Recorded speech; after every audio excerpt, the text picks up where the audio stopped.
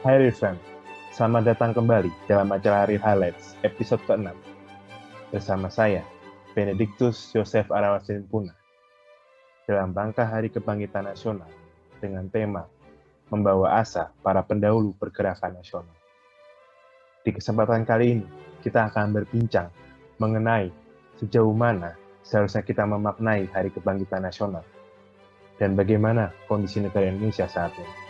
Bicara banyak mengenai Hari Kebangkitan Nasional, tentu tidak bisa terlepas dari bagaimana pergerakan nasional. Seperti kita ketahui bersama, bahwa pergerakan nasional adalah suatu masa di dalam sejarah Indonesia, yaitu pada tahun 1908 hingga 1945, atau lebih tepatnya, pada saat masa perjuangan menuju kemerdekaan. Alasan mengapa 1908 dijadikan tonggak awal perhitungan pergerakan nasional adalah karena pada masa ini, perjuangan yang dilakukan rakyat termasuk dalam kategori bervisi nasional, yang artinya pergerakan dilakukan untuk menentang kaum penjajah sebelum tahun ini itu masih bersifat kedaerahan. Sedangkan sejak tahun ini, mulai untuk sama-sama bersama dan yakin bahwa pergerakan harus dilakukan secara nasional. Istilah pergerakan identik dengan movement dalam bahasa Inggris. Alasan mengapa disebut pergerakan nasional karena orientasi perjuangan yang dilakukan sudah melalui sebuah wadah organisasi modern yang menyangkut ke arah perbaikan hajat hidup bangsa Indonesia. Faktor timbulnya pergerakan nasional yang dilakukan oleh bangsa Indonesia saat itu adalah karena adanya tekanan dan rasa menderita yang sungguh luar biasa akibat penjajahan yang dilakukan oleh pemerintah kolonial Belanda. Lalu berikutnya, karena adanya juga rasa senasib sepenanggungan sebagai warga yang dijajah oleh pemerintah kolonial Belanda, sehingga itu menimbulkan semangat untuk bersatu dari berbagai daerah untuk akhirnya membentuk suatu negara. Lalu ada juga rasa kesadaran nasional dan harga diri yang menyebabkan kehendak untuk memiliki tanah air dan hak menentukan nasibnya sendiri.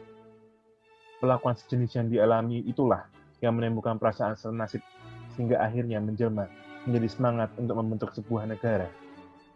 Kesadaran akan pentingnya untuk kepersatuan, untuk mewujudkan keimpian bersama, yaitu membebaskan diri dari belenggu penjajah, dan akhirnya pada gilirannya membentuk kesadaran nasional untuk melakukan sebuah pergerakan. Menilik kembali perjuangan pergerakan nasional Indonesia tidak bisa terlepas dari organisasi-organisasi modern awal yang terbentuk di negara Indonesia ini. Salah satunya yang tentu menjadi tonggak awal pergerakan nasional adalah organisasi Budi Utomo. Pada tahun 1907, Dr. Waidi Sudirosodo mengunjungi alma maternya dan bertemu dengan para mahasiswa Stovia. Lalu ia melantarkan gagasan agar para mahasiswa segera mendirikan organisasi yang bertujuan memajukan derajat bangsa. Oleh karena itulah ia mendorong Sutomo dan kawan-kawannya untuk segera membentuk organisasi dengan nama Budi Utomo, yang pada akhirnya berdiri pada tanggal 20 Mei 1908, yang dimana organisasi ini bertujuan untuk memajukan pengajaran, teknik, peternakan, pertanian, dan perdagangan, serta akhirnya menghidupkan kembali kebudayaan. Dalam memperjuangkan kemerdekaan Indonesia, Budi Utomo berperan penting terhadap pergerakan nasional untuk mengusir penjajah, yang pada saat itu berjuang dalam bidang pendidikan. Budi Utomo bukannya dikenal sebagai salah satu organisasi nasional yang pertama di Indonesia, tapi juga sebagai salah satu organisasi terpanjang usianya sampai dengan proklamasi kemerdekaan Indonesia. Budi Utomo memang punya arti yang penting, meskipun anggotanya sangat sedikit dibandingkan dengan Serikat Islam. Akan tetapi kehadiran Budi Utomo lah yang menyebabkannya berlangsung perubahan-perubahan politik hingga terjadinya integrasi nasional. Berbicara mengenai perjuangan pergerakan nasional di Indonesia, kita akan beranjak ke organisasi berikutnya yang juga tidak bisa diabaikan, yaitu adalah Syarikat Islam, sebuah organisasi yang didirikan oleh Haji Samanhudi pada akhir tahun 1911 atau pada awal tahun 1912 di Kampung Laweyan, Surakarta. Organisasi ini berdiri karena munculnya reaksi terhadap kegiatan orang Cina dalam perdagangan batik. Sebagai akibat digantikannya tekstil pribumi dengan bahan-bahan Cina yang diimpor, sehingga hal ini mengakibatkan seluruh industri batik jatuh ke dalam tangan orang Cina saat itu. Untuk mempertahankan diri, mereka para pedagang Jawa ini akhirnya bersatu pada tahun 1911 dan mendirikan Sarekat Islam. Sarekat Islam merupakan penanda munculnya sebuah gerakan politik modern di Indonesia yang memakai cara-cara baru dalam perjuangannya. Sarekat Islam tidak hanya mampu berjuang melalui gerakan buruh dan partai politik, tetapi juga melalui federasi nasional dan federasi internasional dalam rangka memperkuat persatuan serta membangun kekuatan untuk melawan pemerintah Belanda saat itu. Tampilnya Sarekat Islam sebagai gerakan politik menjadi kelanjutan dari perjuangan rakyat Bumiputra dalam upaya mencapai kemerdekaan Indonesia. Organisasi berikutnya yang memiliki peranan penting dalam perjuangan pergerakan nasional Indonesia adalah Indonesia Partai, sebuah organisasi yang didirikan pada tanggal 25 Desember 1912 oleh Douwe Steker. Organisasi ini memiliki keinginan yang sangat besar untuk menyatukan perjuangan pergerakan yang dilakukan oleh orang Indo-Belanda dengan orang Bumiputra atau orang Indonesia asli. Perjuangan yang dilakukan oleh partai ini atau organisasi ini sungguh sangat radikal, hingga akhirnya membuat pemerintah kolonial Belanda bersikap sangat keras terhadap organisasi ini, yaitu dengan cara menganggap bahwa organisasi ini adalah organisasi terlarang pada tanggal 4 Maret 1913. Dan oleh karena itu, pemimpinnya ditangkap dan dibuang ke tempat yang sangat jauh. Walaupun usia ini Party sangat pendek, namun pergerakan yang dilakukan bagaikan sebuah tornado yang melanda Jawa. Oleh penerusnya, setelah Indonesia Party dibubarkan dan pimpinannya dibuang, kemudian organisasi itu berpindah bernama Insulinde. Indonesia Party merupakan fondasi penting bagi nasionalisme Hindia atau yang kita sebut sekarang Indonesia. Organisasi politik ini jauh lebih radikal daripada Budi Utomo. Tak cuma menyuruhkan perombakan di bidang pelayanan administrasi, Douwe Steker juga mengusung reformasi politik pertanian dan perpajakan sebagai salah satu program dari organisasi ini. Akibatnya, karena sikap itu, Douwe Steker pun mulai diawasi oleh dinas intelijen Belanda, dan ia dicap sebagai agitator berbahaya. Douwe Steker menjadi figur yang mampu menggetarkan pemerintah kolonial Belanda pada saat itu. Mengutip dari guru figur sentral dalam pendidikan, karya Agus Nurjaman, kebangkitan nasional memiliki arti sangat penting dan sangat dalam bagi bangsa Indonesia. Kebangkitan nasional merupakan bangkitnya semangat nasionalisme, persatuan, kesatuan, dan kesadaran sebagai suatu bangsa untuk menggabungkan diri melalui gerakan organisasi yang sebelumnya tidak pernah muncul ketika masa penjajahan kolonial Belanda. Sebuah organisasi yang bergerak di bidang sosial yang menjadi cikal bakal gerakan yang bertujuan untuk mencapai kemerdekaan Indonesia, mana kebangkitan adalah meningkatnya rasa persatuan menjadi lebih baik di wilayah NKRI ini. Kebangkitan nasional merupakan cikal bakal persatuan seluruh pemuda di bumi Nusantara yang bersumpah atas nama Indonesia. Mereka mengaku bertanah air, berbangsa, dan berbahasa satu yaitu Indonesia, dengan tidak membeda-bedakan suku, ras, dan budaya. Kebangkitan nasional menunjukkan bahwa para pendiri bangsa Indonesia menjadikan keberagaman sebagai salah satu kekuatan negara kesatuan Indonesia, sehingga berbekal kesadaran persatuan dan kesatuan, mereka mampu mengusir penjajah dan mengantarkan Indonesia pada kemerdekaan pada tanggal 17 Agustus 1945. Jika kita melihat pada perkembangan hari ini, isu-isu tentang kebangkitan nasional dapat kita lihat tentang bagaimana pendidikan nasional yang belum mampu untuk menunjukkan taringnya. Seperti kita sadari bersama bahwa pendidikan adalah sektor yang dirasakan betul dapat menjadi senjata perubahan bagi sebuah negara. Pendidikan mampu mengubah bangsa yang terjajah menjadi bangsa yang merdeka. Perjuangan kemerdekaan dengan perang ternyata belum cukup memberikan dampak yang signifikan terhadap perjuangan kemerdekaan Indonesia. Kemenangan akan Belanda di sebuah peperangan akan dibalas dengan kekalahan yang lebih menyedihkan di esok harinya. Pendahulu negara ini sadar betul akan hal itu dan merasa sudah saatnya merubah cara berjuang mereka menjadi dengan pendekatan intelektual. Dan jawabannya adalah dengan pendidikan. Itu pula yang nampak pada perjuangan awal organisasi Budi Utomo yang memasangkan dan meletakkan diri dalam perjuangan melalui pendidikan selain menekan secara politik. Pada tahun 2019, hasil survei dari PISA, Program for International Student Assessment, menunjukkan bahwa pendidikan Indonesia berada di peringkat 74 dari 79 negara, yaitu pada penilaian mengenai kemampuan membaca, sains, dan juga matematika. Sungguh sangat disesalkan dengan negara ini yang sudah bolak-balik berganti kurikulum, ternyata belum mampu memberikan hasil yang memuaskan.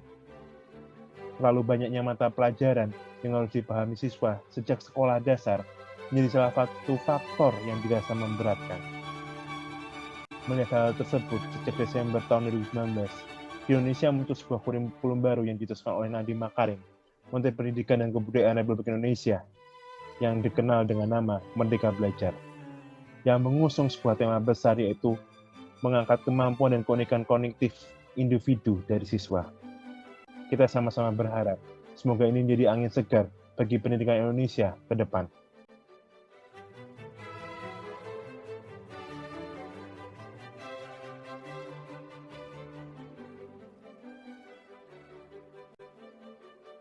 Isu berikutnya yang menarik dan penting untuk kita angkat dalam rangka Hari Kebangkitan Nasional mengenai Indonesia hari ini adalah isu mengenai perpecahan bangsa yang masih terus menghantui dan membayangi negara ini. Nasionalisme dan persatuan adalah semangat bersama yang diakui dan diyakini penuh oleh para pejuang pergerakan nasional Indonesia. Dari Budi Utomo hingga Indi Separti, sama-sama menyadari betul bahwa pergerakan dan perjuangan yang dilakukan bersama-sama akan memberikan dampak yang lebih luar biasa daripada pergerakan atau perjuangan yang dilakukan sendiri-sendiri atau kedaerahan. Hal ini pun nampak dan mencapai puncaknya pada tanggal 28 Oktober 1928 melalui Sumpah Pemuda. Bagaimana pemuda dari seluruh Indonesia yang berbeda suku, ras, agama, dan golongan bersatu untuk sama-sama menyatakan asa persatuannya. Dan pada akhirnya pun kita bisa mencapai kemerdekaan yang kita inginkan. Namun sayangnya, berpuluh-puluh tahun kemudian sejak kemerdekaan, bangsa ini belum bisa terlepas dari belenggu perpecahan, yang ironinya muncul dari internal bangsa ini sendiri. Isu-isu politik, rasisme dan diskriminasi terhadap suku, ras, golongan dan agama tertentu masih terus mengganggu, masih terus mengoyak persatuan bangsa ini.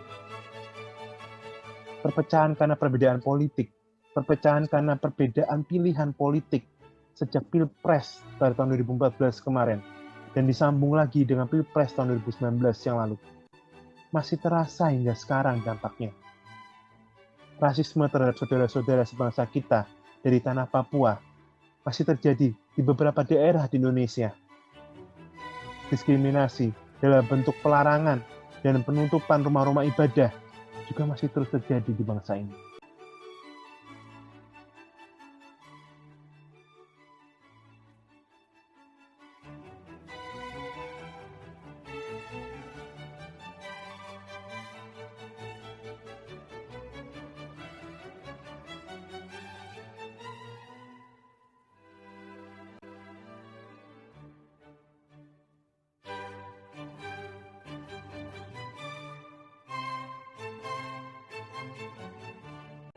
Sungguh sangat miris jika kita hanya merayakan kebangkitan nasional sebagai sebuah seremonial semata, sedangkan kita masih abai terhadap apa yang terjadi di sekitar kita.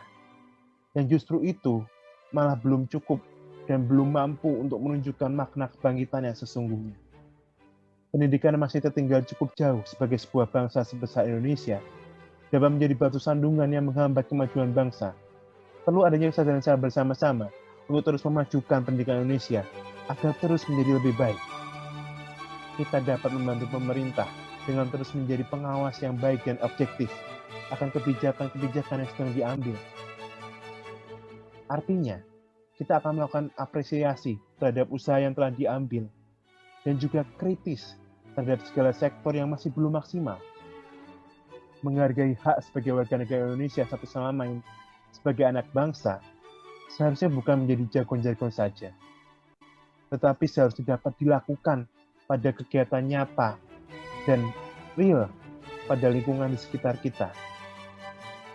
Dan perlunya kita untuk mengingat kembali bahwa toleransi adalah hal yang seharusnya dan selayaknya memang sudah mendarah daging untuk bangsa ini. bahkan sejak era sebelum Indonesia merdeka. Program studi rekayasa infrastruktur dan lingkungan Unika Sugio Pranoto Semarang berkomitmen memberikan edukasi terkait pendidikan dan persatuan sebagai wujud kepekaan akan lingkungan sosial sesuai dengan visi, misi, dan tujuan yang termaktub pada tujuan wujud kedua, yaitu menghasilkan lulusan yang kritis dan etis terhadap masalah di bidang rekayasa infrastruktur, perkotaan, dan lingkungan di masyarakat. Melalui episode ke-6 dari Rich Highlight, kami ingin menyampaikan pentingnya kesadaran bersama dari masing-masing pribadi untuk terus mendukung dan kritis terhadap kebijakan pemerintah dalam dunia pendidikan, serta memiliki rasa memiliki bersama sebagai anak bangsa dengan saling menghormati hak orang lain. Kebangkitan nasional bukan hanya mengenai seremonial semata, akan tetapi sebuah momentum yang dapat menjadi kaca bersama untuk melihat apakah kita sebagai bangsa masih berada pada jalur yang benar, ataukah mungkin sudah melenceng dari apa yang sudah diperjuangkan dan dimiliki bersama oleh para pendahulu kita. Pendidikan dan persatuan adalah perwujudan dari bagaimana rasa nasionalisme itu seharusnya mengalir, dan tugas kita lah untuk membawa kembali asa pendahulu kita yang telah terwujudkan dalam perjuangan pergerakan nasional.